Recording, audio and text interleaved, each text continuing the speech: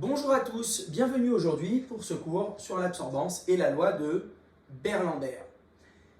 Tout d'abord, parlons de l'absorbance. Une solution qui est colorée va absorber certaines longueurs d'onde. Prenons cette solution-là. Elle ne laisse pas passer la totalité de la lumière et en garde une partie. C'est pour cela qu'elle apparaît colorée. Pour mesurer l'absorbance, nous allons utiliser un appareil que nous appelons le spectrophotomètre, qui ressemble à ceci.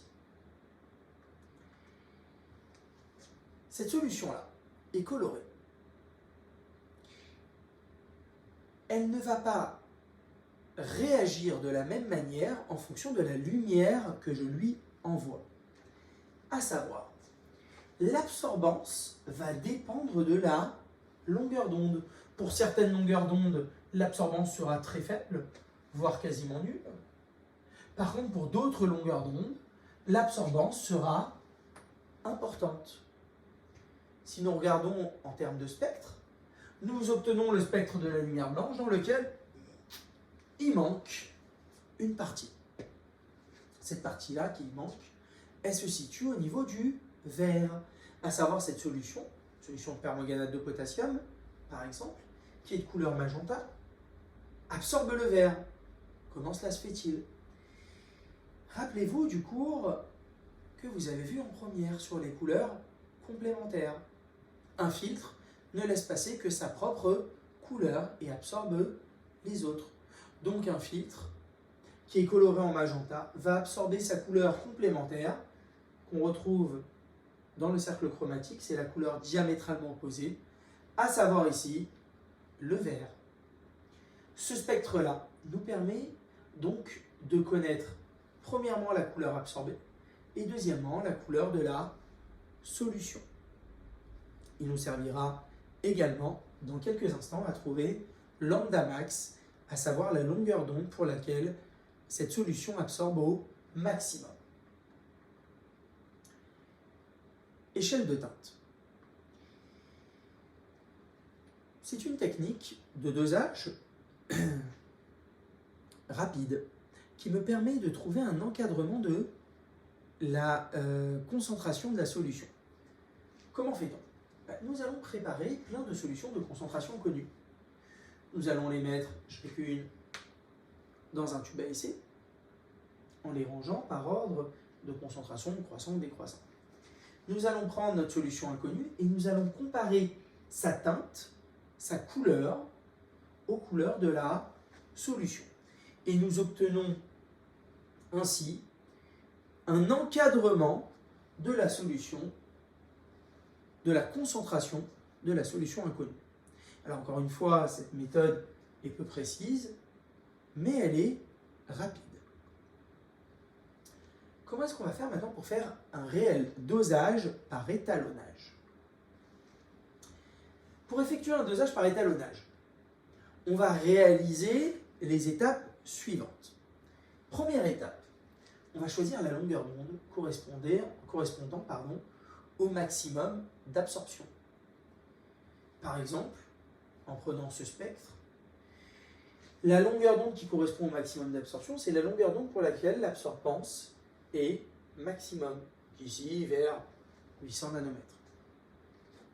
Une fois qu'on a fait ceci, on va faire le blanc. On va prendre le solvant avec une concentration nulle, on remplit une cuve et on va le mettre dans le spectrophotomètre pour définir notre zéro. On va mesurer l'absorbance des différentes solutions de concentration connues. Donc on va préparer nous-mêmes plusieurs solutions de concentration connues, car on les a préparées nous-mêmes. Et on va mesurer l'absorbance de chacune. Par exemple, ici, on a plein de solutions de concentration connues que nous avons préparées. On le met dans le spectrophotomètre et il va nous donner la valeur de l'absorbance. À quoi cela sert-il, me direz-vous? Ça sert à tracer la courbe A en fonction de la concentration, l'absorbance en fonction de la concentration. Et là, si vous remarquez bien, on a une droite qui passe par l'origine. Alors mathématiquement, lorsqu'une droite passe par l'origine, on dit que ces deux grandeurs-là sont proportionnelles, à savoir A est proportionnel à C, A égale K fois C. C'est la fameuse loi de Beer-Lambert. Si on vous demande si la loi de Beer-Lambert est vérifiée, il faut que sur le graphique de A en fonction de C, vous obteniez une droite qui passe par l'origine, que les grandeurs A et C soient des grandeurs qui sont proportionnelles. Me diriez-vous, mais la solution inconnue dans cette histoire? C'est maintenant que ça intervient. Nous allons reprendre notre solution inconnue et nous allons mesurer son absorbance. Et alors, on va lire la concentration sur la courbe. Par exemple, ici, l'absorbance 0,78 de ma solution inconnue, et on va dire, si l'absorbance vaut 0,78, et bien graphiquement, la concentration va à peu près 870 micromoles par litre. Donc, grâce à des solutions de concentration connues, nous avons pu tracer A en fonction de C. Et nous avons pu, par mesure de l'absorbance de la solution inconnue, graphiquement déterminer sa concentration. Évidemment, si vous avez la fonction A égale K fois C, si vous connaissez K, vous pouvez également travailler avec cette équation pour retrouver la valeur de la concentration inconnue, à savoir C est égal à A, l'absorbance de la solution inconnue, divisé par K, le coefficient que vous aurez trouvé précédemment. J'espère que ce cours vous aura plu.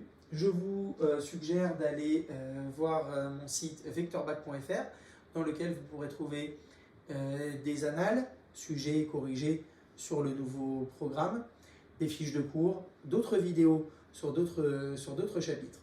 Je vous souhaite à tous une bonne journée et je vous dis à bientôt. N'oubliez pas de vous abonner à la chaîne vectorbac.fr sur YouTube. Au revoir.